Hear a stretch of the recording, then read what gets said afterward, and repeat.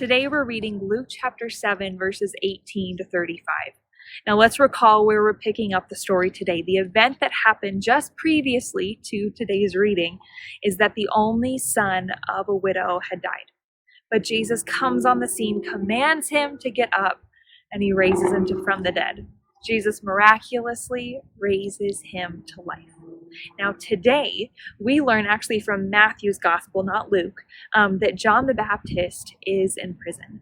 But John's disciples, they go to him and tell him all about what Jesus is doing. And then we read this starting in verse 18. So John called for two of his disciples, and he sent them to the Lord to ask him, "Are you the Messiah we've been expecting, or should we keep looking for someone else?" John's two disciples found Jesus and said to him, "John the Baptist sent us to ask, are you the Messiah we've been expecting, or should we keep looking for someone else?" In two different verses, Luke recounts this question that John asks. Are you the one we've been expecting, or should we keep looking for someone else? Do you feel the weight of that question that John's asking? Let's think back to the climate at this time. In studying this passage, I was reminded that at this time, this region was under the Roman Empire. Herod Antipas, the son of Herod the Great, was in charge of the Jewish area of the Roman Empire. And he wasn't known as the very best guy. He was often accused as looking out for his own interests ahead of the Jewish people.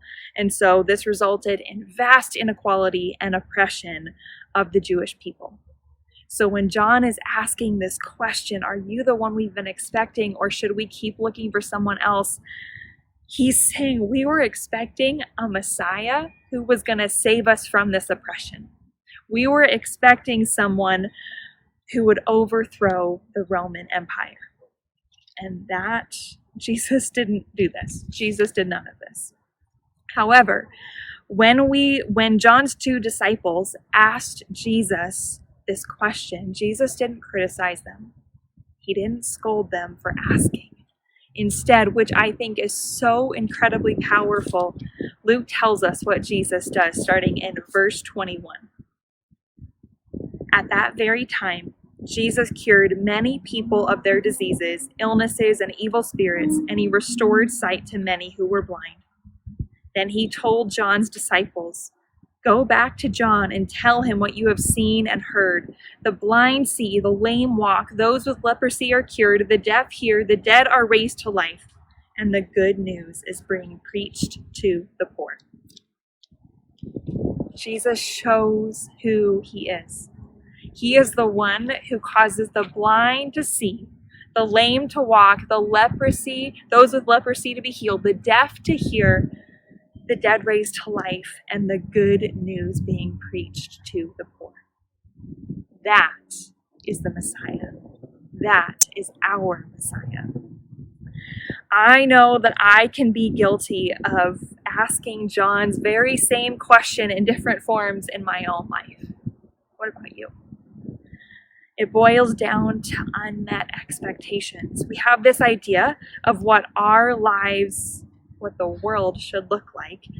And when they don't look at all as we pictured, we go to God asking, why? Who are you really if this is what my life looks like, if this is what the world looks like?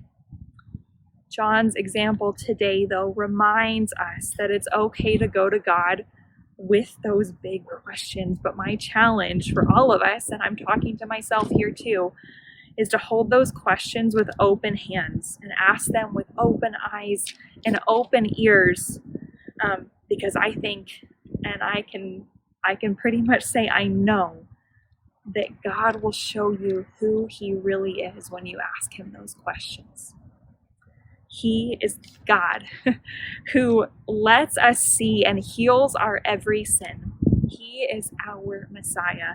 And though he proved different than what John and the rest of the Jews, for that matter, were expecting, he was so much better, and he did far greater things that they could have ever asked or imagined. And our God is the same yesterday, today, and forever. And so that means that God is our God today. He can do infinitely more than you could ever ask or imagine. So go to him with your questions, your doubt, hold them with open hands, and get ready for him to show you who he really is. I hope that you have a great rest of your day, and I'll see you next time.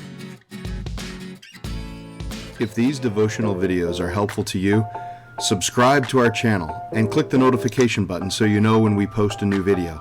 And of course, please share them with others.